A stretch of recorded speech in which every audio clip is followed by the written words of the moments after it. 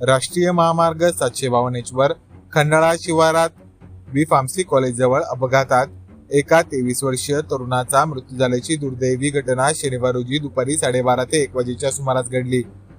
भगवान गणपत इंगळे वय 23 वर्षे राहणार शिरोडी तालुका कन्नड असे घटनेतील मयत व्यक्तीचे नाव आहे।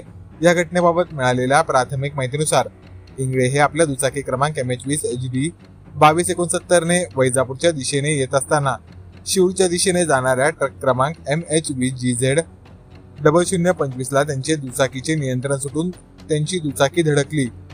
धडक इतकी भीषण होती की अपघातात दुचाकीचा संपूर्ण चुराडा झाला। उपस्थितांनी इंगळे यांना तातडीने पंकज ठोंबरे यांच्या रुग्णवाहिकेच्या मदतीने उपजिल्हा रुग्णालयात दाखल केले, मात्र वैद्यकीय अधिकाऱ्यांनी इंगळे यांना तपासून मृत घोषित केले।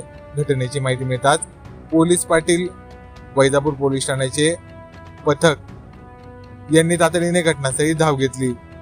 या प्रकरणात वैजापूर पोलिसात घटनेची नोंद करण्यात आली आहे। प्रकरणाचा अधिक तपास वैजापूर पोलीस करीत आहेत।